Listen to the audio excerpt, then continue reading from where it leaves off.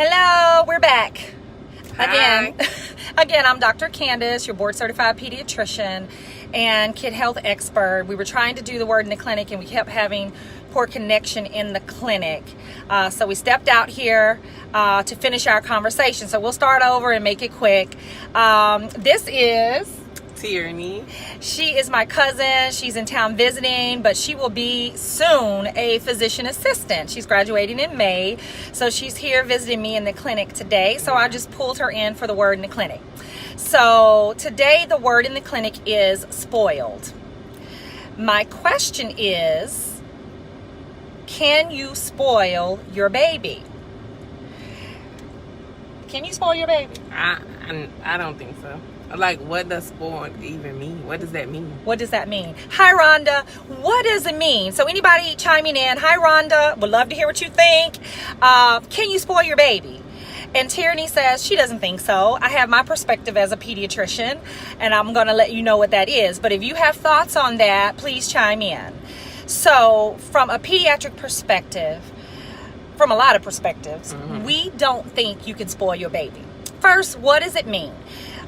I see it meaning when people witness that your baby cries a lot and you have to hold them or pay them attention in order for them to settle down. So a smaller baby that cries and the mom has to hold them, they don't want anybody but their mom, and the mom just has to be there and underneath them all the time. And then grandmas and aunties and other people like, oh, you got that baby spoiled. That baby don't want anybody but her or his mom. And so that's perceived in a negative way, that you're doing something wrong as a parent. Hey, Jacqueline. And so that's why I want to talk about it, because I hear it in the clinic, she's spoiled, that type of thing in a negative way. And when we're seeing something as negative, we may feel bad as parents that we're not doing the right thing. And then also, we may feel like we need to do something about it. And that means we get tough unnecessarily. Okay. And that can cause a little harm. So some of the things we believe may start some early problems in life. So let's talk a little bit about development, right? Development. Hey, Jimmy. So the reason I don't think you can spoil your baby, and we're talking about young babies within the first year of life, 6 months or younger, you can't spoil them because forming a secure attachment, bonding with your child is so important. Right.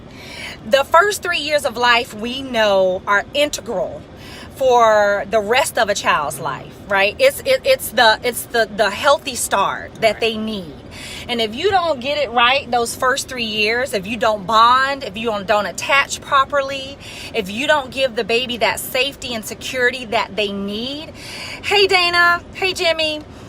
Hey, Mitzi, if you don't give them that attachment, that security, that bonding, that safety that they need during that newborn period, that infant period, even through the first 3 years, that can cause some developmental problems with their emotional, their mental well-being. Mechanisms. That's right. Even in their ability to learn, the way they handle life, the way they handle so many things. It just goes from there. Okay. We know it even can cause problems with the way they handle stress. Like you said, with coping, how they learn, even how they grow.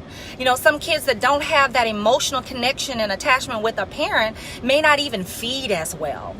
So it can get that extreme, guys. So don't let someone mom shame you because they say you've spoiled your baby. Don't start to be hard on your baby because you feel like you can't put them down or they are never happy unless you're holding them.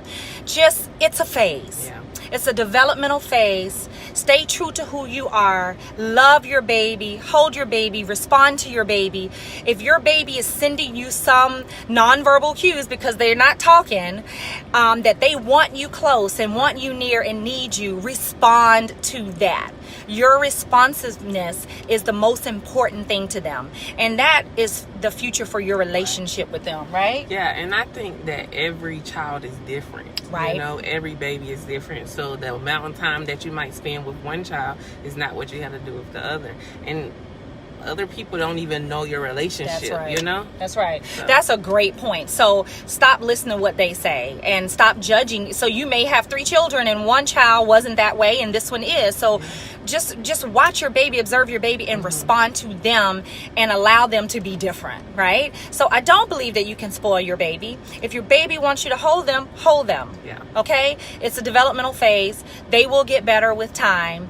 In their own time, they will start to cut that cord and step away and become more independent, where they want to play alone. They can self-soothe and get to sleep and not need you as much. It will happen at different times for different kids. Don't let anyone shame you into being tougher or more emotionally disconnected or nurturing or affectionate. Yeah.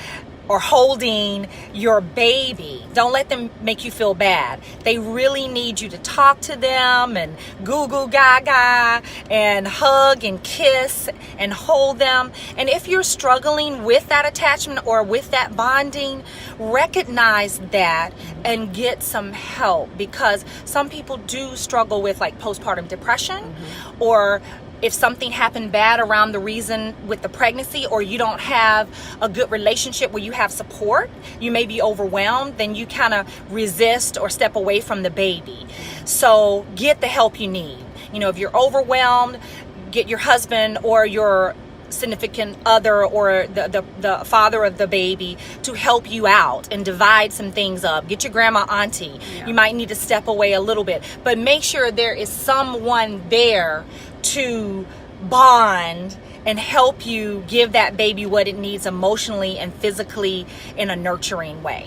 Okay? It doesn't have to be you, but it just needs to be in place. So work on it for yourself. Make sure other people are there to do it as well, and know that it is so important and that you cannot spoil your baby. What you think about that? Right. Good stuff. Right. Thank you guys for watching so much. Nobody chimed in, so you might agree or not agree. But let's break these myths down and this misinformation that's making things harder for our kids to be able to connect and form great relationships and be mentally well, physically, mentally, emotionally well. This is for their emotional well-being, and this is the beginning of that. The fact that you bond and attach and love on them and nurture them and are affectionate to them. So if they want you to hold them and they're crying and they need you, do it. All right, that's my advice. And if you need some help, someone to divide that up, get the help you need to help divide that up. If you need a little me time and a little self-care time, that's okay too. Don't feel guilty about that. But don't let people make you feel bad because your baby is crying and they want you. Okay? All right, have a great day. This was the Word in the Clinic. And we'll talk next week. Thanks, guys, for watching. Bye. Thank you, Tierney.